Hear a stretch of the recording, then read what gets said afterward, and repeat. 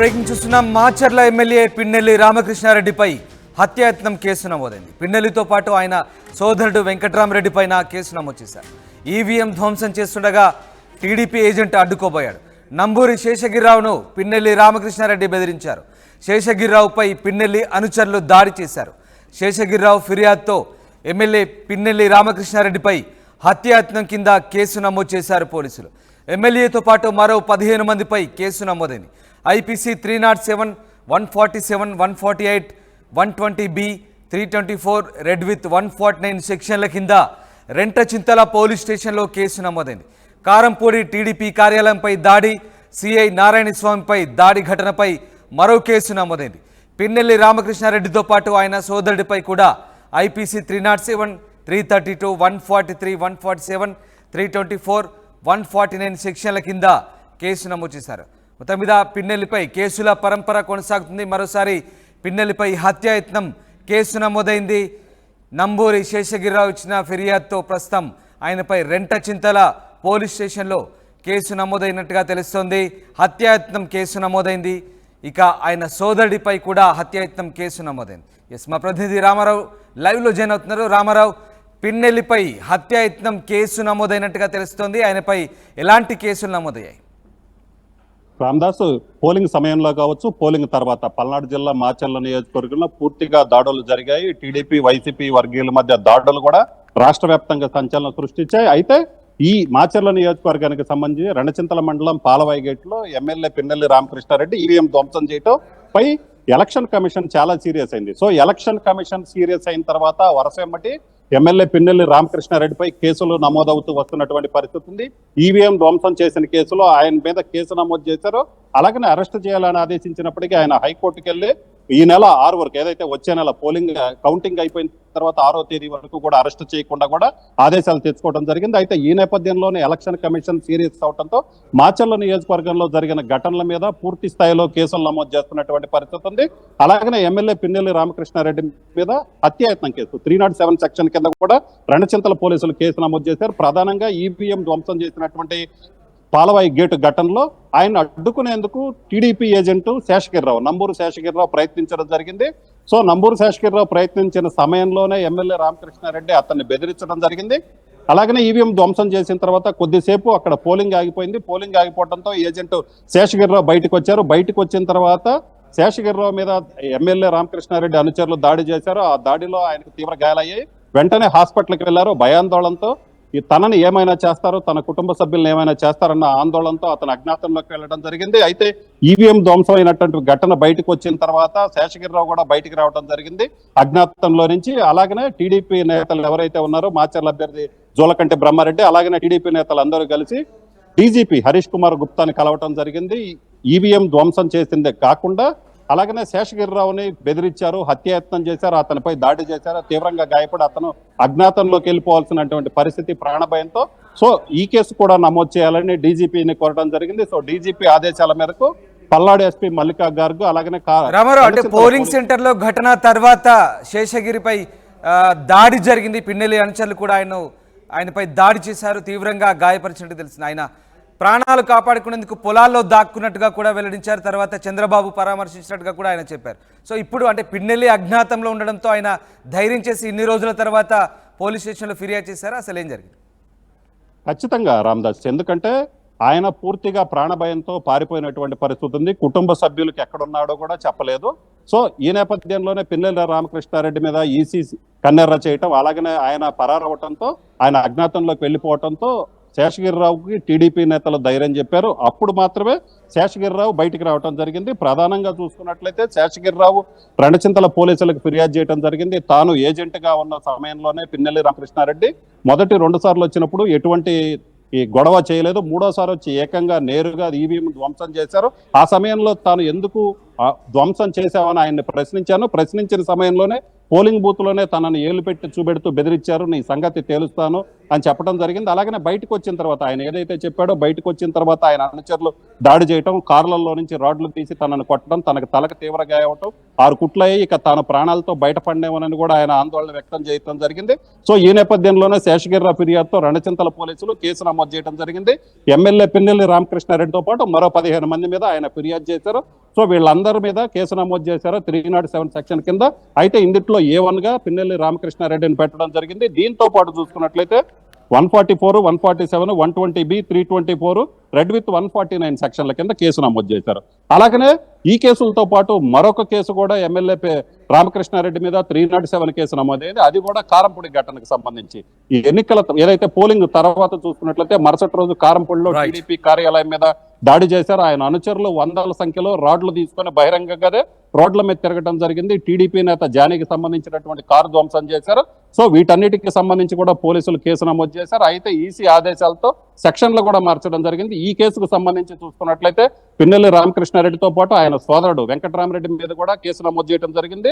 అలాగనే ఇక్కడే చూసుకున్నట్లయితే దాడులు జరుగుతున్న సమయంలో అడ్డుకోపోయినటువంటి కారంపూడి సిఐ నారాయణ స్వామి మీద కూడా దాడి జరిగింది. సో మొత్తం మీద అయితే మాత్రం ఇక్కడ కూడా 307 సెక్షన్ కింద కేసు నమోదు చేశారు. అలాగనే ఇక్కడ 307, 332, 143, 147, 324, 149 సెక్షన్ల కింద కేసు నమోదు చేయడం జరిగింది. మొత్తం మీద అయితే ఈవీఎం ఏదైతే పగలగొట్టారో దాని మీద కేసు నమోదు చేసిన తర్వాత 2 కేసులు నమోదు చేశారు.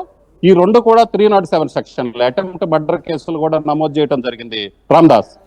Right, thanks for the update Ramarao. ఇది మొత్తం మీద ఎమ్మెల్యే పిన్నెల్లి రామకృష్ణారెడ్డి ఈవీఎం ధ్వంసంతో పాటు ఏపీలో పోలింగ్ పూర్తయిన తర్వాత కూడా రాజకీయ హింస ప్రజ్వరిల్లింది. ముఖ్యంగా పల్నాడు మాచర్ల ప్రాంతంలో ఆ హింసకు పిన్నెల్లిని బాధ్యుని చేస్తూ ఈసీ కన్నెర చేసింది. ఆయనపై పలు సెక్షన్ల కింద కేసు నమోదైంది. ఇప్పుడు తాజాగా మరి పిన్నెల్లిపై మరొక హత్యాయత్నం కేసు కూడా నమోదైంది. ఆయన బాధితుడు శేషగిరిరావు ఇచ్చిన ఫిర్యాదు మేరకు ఆయనపై హత్యాయత్నం కేసు నమోదైంది. అయితే నంబూరి శేషగిరి తనపై పిన్నెల్లి అనుచరులు దాడి చేశారంటూ కొద్ది రోజులు అజ్ఞాతంలోకి వెళ్లారు. ఆయన తప్పించుకొని తిరిగే ప్రయత్నం చేశారు. ప్రాణాలు కాపాడుకునేందుకు ఆయన చాలా ప్రయత్నాలు చేశారని చెప్తున్నారు. అసలు నంబూరి శేషగిరిరావు ఏం చెప్పారో ఒకసారి చూద్దాం. మాచర్ల నియోజకవర్గంలో ఎమ్మెల్యే ఈవీఎం ధ్వంసం చేసిన ఘటనకు సంబంధించి ప్రత్యక్ష సాక్షి ఏదైతే పాలవాయి గేట్లో పోలింగ్ బూత్లో టీడీపీ తరపున ఏజెంట్గా కూర్చున్నటువంటి శేషగిరిరావు మనతో పాటు ఉన్నారు.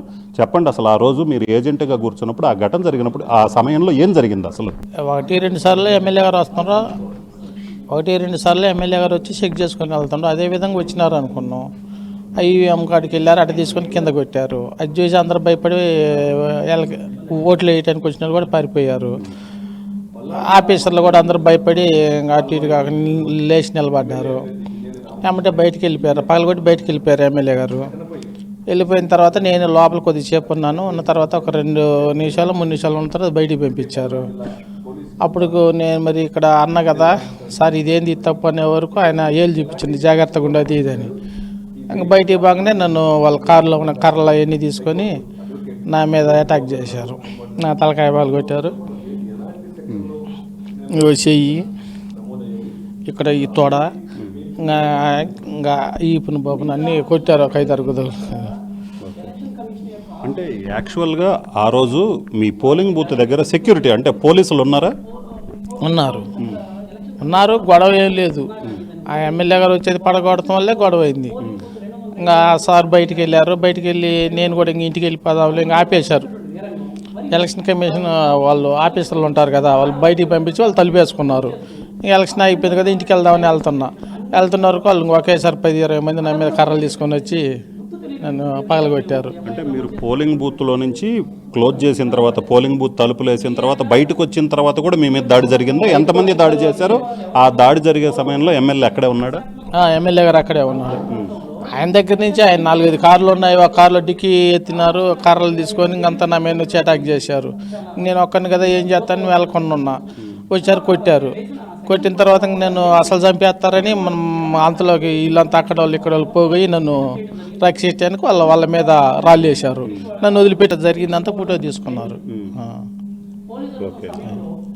అయితే దీనికి సంబంధించి మీరు అక్కడ ఎవరికన్నా ఫిర్యాదు చేయడం, పోలీసులకు కానీ ఎవరికన్నా మీరు ఫిర్యాదు చేశారా? ఎవరికి ఫిర్యాదు చేయలేదు. అసలు భయపడి ఎటు వెళ్ళిపోయారు. నన్ను కూడా ఈ దెబ్బలు తగిలిని అక్కడ వదిలేసి అంతా పారిపోయారు. మళ్ళీ ఎమ్మెల్యే గారు తిరిగి మనుషులు తీసుకొని వస్తున్నాడు, మాచల్ నుంచి రౌడీలు తీసుకొని వస్తున్నారు అనే వరకు నన్ను వదిలిపెట్టి వెళ్ళిపోయారు. అంటే అంతకుముందే మీరు ఈవీఎం ధ్వంసం చేయటానికంటే ముందే ఆ పోలింగ్ బూత్లోకి ఎమ్మెల్యే ఎన్నిసార్లు వచ్చారు? అంతకుముందు 2 సార్లు వచ్చారు. 2 సార్లు వచ్చినప్పుడు ఏం చేశారు అప్పుడు? మామూలు చూసి వెళ్ళిపోయారు. అది ఏమనలేదు. ఏమనలేదు. చివరిసారిగా 3ఓసారి వచ్చినప్పుడు ఈవీఎం ధ్వంసం చేశారు. ఓకే, అక్కడ ఎవరు అడ్డుకునే ప్రయత్నం కూడా కనీసం చేయలేదా? చేయలేదు. నేను ఒక్కనే అడ్డుకునే ప్రయత్నం చేశా, ఎవరు చేయలేదు. ఆడ అందరూ భయపడిపోయారు. ఆయన ఎప్పుడైతే పలగొట్టారో ఆ సౌండ్కి అందరూ పారిపోయారు. ఓకే, అంటే అక్కడ పథకం ప్రకారం అంటే మీ ఊర్లోనే 2 గంటల పాటు ఉన్నారన్నారు. మీకు తెలుసు అక్కడ 2 గంటల పాటు ఉన్నారు, ఇలాగా మీ బూత్కి వచ్చిపోతున్నారు, అక్కడ గొడవ జరుగుతుంది అనేది ఒక విషయం తెలుసా మీకు? ఆ ఎమ్మెల్యే గారు బయట ఉన్నారనే విషయం తెలుసు. గొడవలు జరుగుతున్నాయనేది ఏం తెలియలా.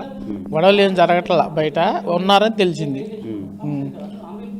ఓకే, అంటే ఈ ఎమ్మెల్యే మనుషులందరూ వచ్చేసి మీ మీద ఏదైతే మీరు ఇందాక చెప్పారు కదా, ఏది డోర్ తీసి కార్ డోర్లు తీసి కర్రలు తీసుకొని దాడి చేశారు, ఇక మీరు డిక్కీ ఓపెన్ చేసి, సో మీరు ఇంకా ప్రాణాలతో బతుకుతారని మీరు అనుకున్నారా?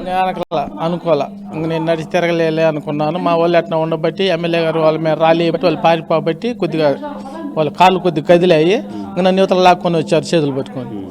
ఇంకొచ్చి ఇంకా వాళ్ళు కూడా ఫస్ట్ వెయిట్ చేయించారు అక్కడ. వాళ్ళు కూడా వదిలేసి వెళ్ళిపోయారు. ఏంటంటే ఆయన వస్తున్నాడు మళ్ళీ అది ఇదని. నేను తర్వాత మా ఇంట్లో వాళ్ళ సాయంతో ప్రైవేట్ ఆయన దగ్గర కుట్లు వేయించుకొని ఇంక జాగ్రత్త కనపడకుండా ఉన్నా, ఎవరికి కనపడలపటాల్సి. సో పోలింగ్ బూత్లో ఏదైతే ఎమ్మెల్యే ఈవీఎం ధ్వంసం చేసినప్పుడు మీరు అలాగ పరిగెత్తుకుంటూ వచ్చారు. అప్పుడు ఒక వ్యక్తిని కూడా మీరు కొట్టడం జరిగింది. ఎవరు అతను? అక్కడ ఉన్నటువంటి ఏజెంటా లేకపోతే బయట వ్యక్తి, ఎమ్మెల్యేతో పాటు వచ్చిన వ్యక్తి ఎవరు? పొరుగురు అయినా ఎమ్మెల్యేతో పాటు వచ్చారు ఆయన. ఓకే, సో మీరు ఏజెంట్గా ఎప్పటి నుంచి కూర్చుంటున్నారు? ఇదే ఫస్ట్ టైం కూర్చోవటం? అంతకు ముందు కూడా 3 సంవత్సరాల నుంచి కూర్చున్నా. 3 ఎలక్షన్లు కూర్చున్నా, ఇది 4వది. సో మీరు 4 ఎలక్షన్స్ నుంచి ఇది 4వ ఎలక్షన్ ఏజెంట్గా కూర్చోవటం. ఈ 4 ఎలక్షన్స్లో ఎప్పుడైనా ఇలాగా మీ ఊర్లో కావచ్చు ఇలాంటి ఘటన మీరు ఎప్పుడైనా చూసారా? ఎప్పుడు చూస్తే అసలు ఇంకా ఏజెంట్ అంటేనే ఇంకా భయపడతాం. అసలు భయపడ్డాను. ఎలక్షన్కి ఎవరు ఏజెంట్కి నుంచో లేకపోతే నన్ను నుంచోనిచ్చారు. బతిలాడితే నుంచున్నా, లేకపోతే నేను నుంచునేవాడిని కూడా కాదు. సో ఇది పరిస్థితి. మొత్తం మీద చూసినట్లయితే తాను 4 సార్ల నుంచి ఏజెంట్గా నిలబడుతున్నాను. తాను ఏజెంట్గా ఉన్న సమయంలోనే పోలింగ్ బూత్లోకి ఎమ్మెల్యే అంతకుముందు 2 సార్లు వచ్చారు, తర్వాత మరోసారి కూడా రావడం జరిగింది. 3ఓసారి వచ్చినప్పుడే ఈవీఎం ధ్వంసం చేశారు. అయితే ఎమ్మెల్యేతో పాటు వేరే బయట వ్యక్తి ఎవరైతే ఉన్నారో అతను రావడంతో అతన్ని అడ్డుకోవడం జరిగింది. అలాగనే తాను అక్కడి నుంచి పోలింగ్ స్టేషన్లో ఈవీఎం ధ్వంసం చేసిన తర్వాత పోలింగ్ బూత్లో, సో పోలింగ్ బూత్ క్లోజ్ చేసిన తర్వాత బయటకు వచ్చిన సమయంలో ఎమ్మెల్యే అనుచరులు తనపై దాడి చేశారు. ఇక తాను బతికి ప్రాణాలతో బయటపడతానని అనుకోలేదు, తాను మళ్ళీ నడుస్తానని కూడా అనుకోలేదు. అయితే అక్కడే ఉన్నటువంటి గ్రామస్తులు కొందరు అడ్డుకోవటం, తను తీసుకొని వెళ్ళటంతో తాను ఆ రోజు ట్రీట్మెంట్ చేసుకొని ఇక ఎవరికి కనపడకుండా ఇప్పటివరకు అజ్ఞాతంలో ఉన్నారని చెప్తున్నారు. కెమెరామెన్ సిద్ధుతో Ramarao, RTV, Mangalagiri TDP office నుంచి.